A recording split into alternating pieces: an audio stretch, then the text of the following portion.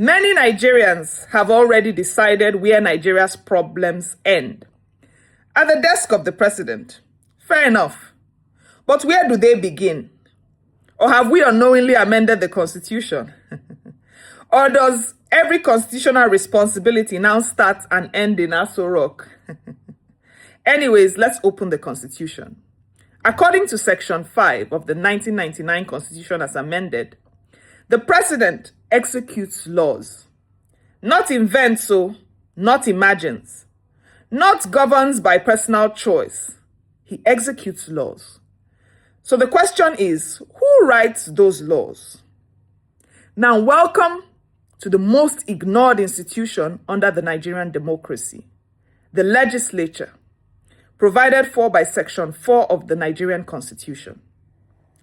109 senators, 360 members of House of Representatives, 469, these are 469 elected Nigerians.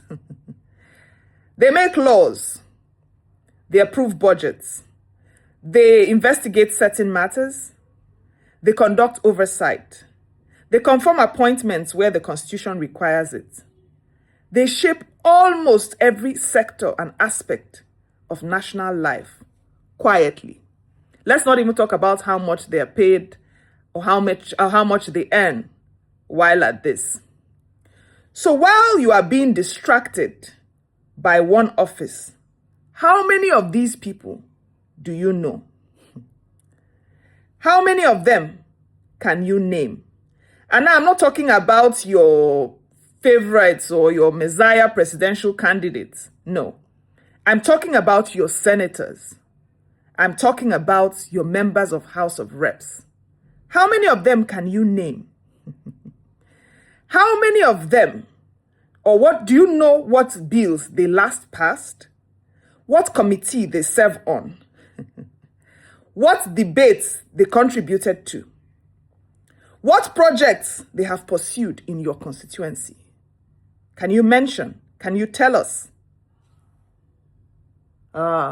Exactly. Yet, every 4 years, you come around and say Nigeria has failed after you have only paid attention to one office, ignoring intentionally 469 others that deeply contribute to the growth or otherwise of this nation. Now let's open another chapter or another file. You have already delivered your judgments on the leaders, so I am not here to appeal it. I'm here to ask a different question. The Nigerian citizen. What do you call citizens who have spent almost 3 decades paying attention to only one office while neglecting institutions that make laws, scrutinize government, and represent them? What do you call citizens who know every campaign slogan or party slogan but don't know their representatives? What do you call citizens who demand accountability from institutions they have never bothered to understudy? You see, the Holy Book says, "My people perish for lack of knowledge." Not for lack of opinions, not for lack of outrage or trolling, for lack of knowledge. Because ignorance has always been expensive. And now you will come and say, hey, it doesn't matter, they are all the same. Interesting. Then why have you spent years arguing about the presidency? If your vote matters so much for one office, then why doesn't it matter as much or even matter at all for 469 others or people who make the rules that that office must obey?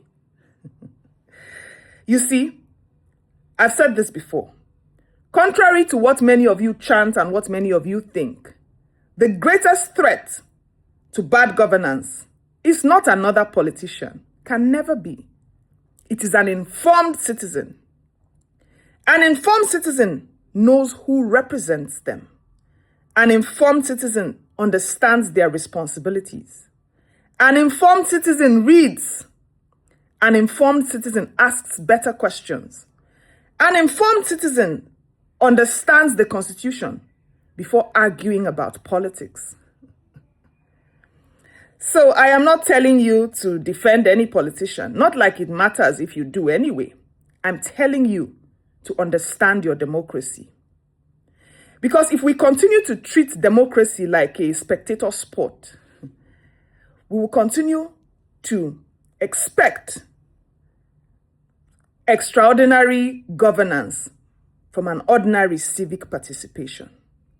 And in all of this, it's important that we remember that the only side that ever and should always truly win is Nigeria.